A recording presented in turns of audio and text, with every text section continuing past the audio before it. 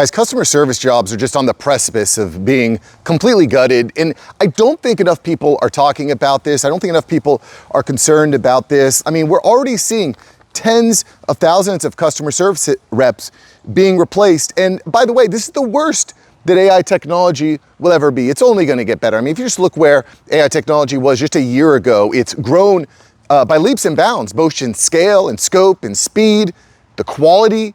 It's really, really unprecedented, guys. And I mean, Forrester estimates that 50%, nearly 50% of customer service reps will be replaced by 2030. And you might say, 2030, that's a long way away. Guys, that's like 3.5 years.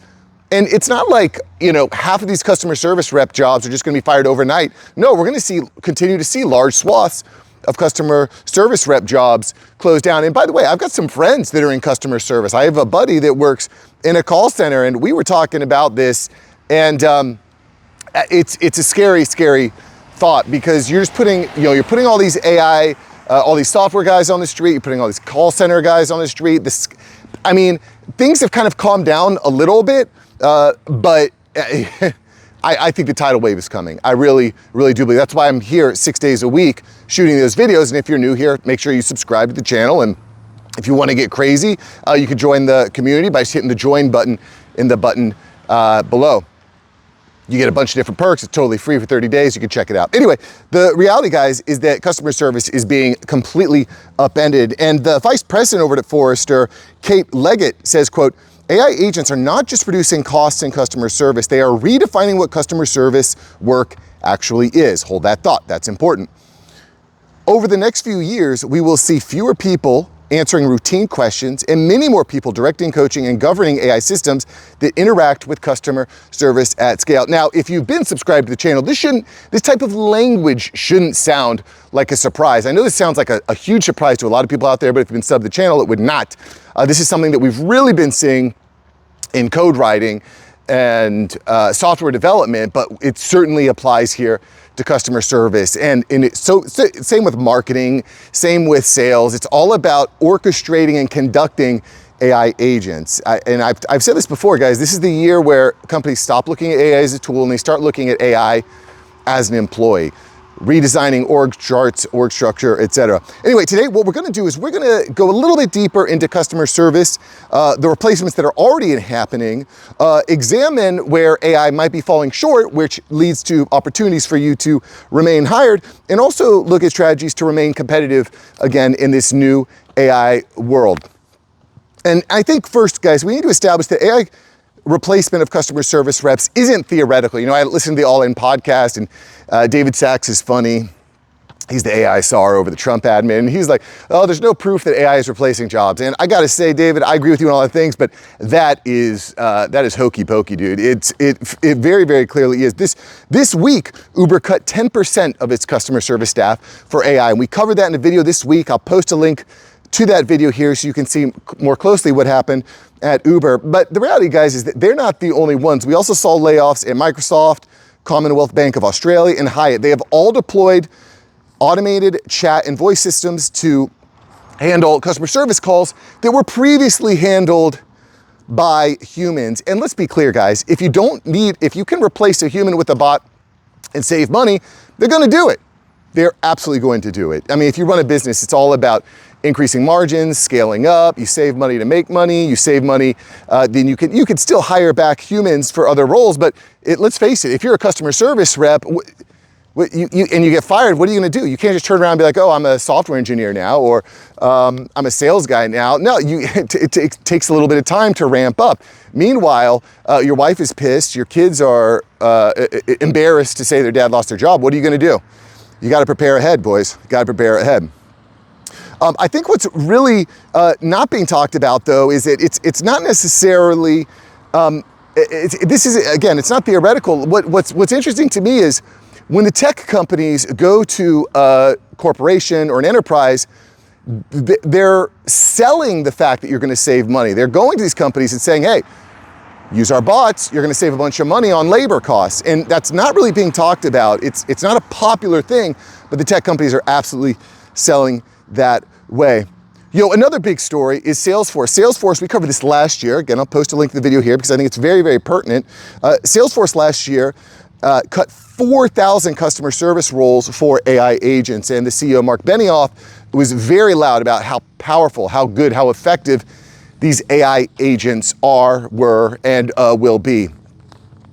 And, just even anecdotally, I know a guy who's the regional manager for a large auto mechanic company, and he says they're leveraging AI chat bots and AI call bots, AI answer bots to handle a bunch of calls, including all of their overnight calls. And what he told me is two things. A, and he replayed me some of the calls. He said, A, people don't know they're talking to an AI bot. And by the way, if you ever call customer service, there's a good chance that you've talked to an AI call bot and didn't know it. So that's A, people are talking to these bots and not knowing it. And B, these bots are responsible for 25% of the bookings in their bays, right? So, I mean, that's hugely effective. And again, it's anecdotal, but I want to just kind of show you that, like, this isn't just theoretical reading the news. There are actual people out there that are executing on this. And I also think it's important to note, guys, that this goes farther than just call bots. It goes way farther than call bots. AI text bots are standard on basically every single program. You cannot open up a software or an app and hit the help button and not get in touch with an AI bot. And again, you can answer anything. They're going to troubleshoot, they're going to answer questions, and they're going to, in most cases, just solve your problem. I had a problem this week that I was stuck on something. I opened up the AI help center and it solved my problem in like 30 seconds. And guys, that is not a unique experience. I'm doing that all the time. Are you doing that too? Answer in the comments below. Are you using AI bots to solve problems? Are you opening up software, asking the AI bot to solve a problem and it gets solved? Write it in the comments. And even sometimes, guys, if that AI bot in that software isn't effective or good enough to help me solve the problem, you know what I do? I pop open ChatGPT, I pop open Claude, and I can solve the problem there. I'll tell you what, the very last thing I'm gonna do is call the call center to try to solve the problem. I mean, last time I tried to solve a problem with Verizon, I was on hold for an hour. So yeah, that's not gonna be top of mind. In reality, guys, I think these call centers are completely toast as far as the way that we see them now. Another company, LimeChat, is an AI agent customer service company. They claim that their AI agents allow their clients to reduce their workforce needed to handle 10,000 monthly inquiries by about 80%. That's crazy. I haven't heard of a company actually laying off 80% of the customer service bots. That's a pretty bold claim. That's pretty boisterous. But they say their AI bots can handle about 70% of customer complaints and customer inquiries. That's a huge number. And just to kind of give you a feel for the size and the scope of this thing, it is estimated that about 16 million people work in customer service call centers. They're all in trouble, guys. They're all in deep trouble. 16 million. And, again, if we go back to that estimate by Forrester, that's about 8 million jobs that are put out over the next 3 years. I mean, I gotta say, guys, I think it's gonna be a complete waterfall. And what's gonna be funny is when you look at the numbers, unemployment numbers aren't gonna look that bad because those jobs are gonna be shifting into other places. Okay, and hold that thought, we'll cover that in just a moment. But there is a place, guys, where these AI bots fall short. So if you are in customer service, you should understand that there are places where the AI bots fall short, and that's in quality control. If there's any complex issues, these AI bots can fail there.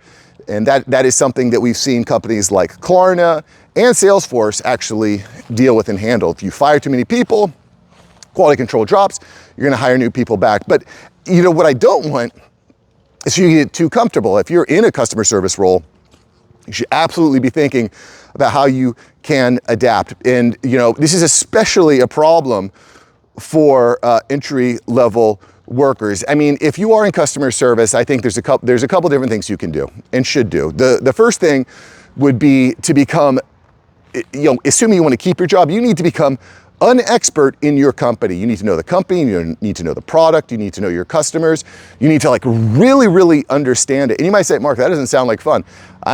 That's fair. But if you're gonna keep that customer service job, what's gonna happen is you're not gonna be handling those small, easy complaints where you can just pop open your FAQ menu. you're gonna be handling the more complex, more deep types of issues. So you need to really deeply understand your product, service, company, etc. Okay, the alternative is start kind of leveraging different types of careers.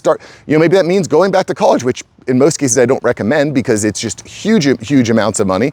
But it's start to kind of examine what the future is going to look like. Think for yourself, be smart. I partnered up with Course Careers. They're not sponsoring this video, but I partnered up with them in the past. Course Careers gives a bunch of free courses. There's some paid courses, and their main job is to get you hired. You want to get into a new career field, they're going to teach you everything from the trades to tech sales to data analytics to cybersecurity, and you can get a bunch of free courses, or you can get one of their paid courses and try it for free for 14 days. And I just really like what they do over there. They give you their main goal is to get you trained up enough to get hired within 12 weeks. So if you think to yourself, I'm not loving what I'm doing, customer service is getting eaten up, maybe there's another career out there, you can check out the link below and check out Course Careers. Or again, go to school, but regardless, this is not a time to be comfortable. Customer service in particular is very highly, is gonna be very highly impacted. So anyway, guys, let me know what your thoughts are. Do you think customer service is in trouble? Do you think call centers are dead? Are you glad that call centers are dead? Are you tired of call centers? You could point me as one of those people. But anyway, I appreciate you guys. Make it great, and I'll see you in the next video. Peace.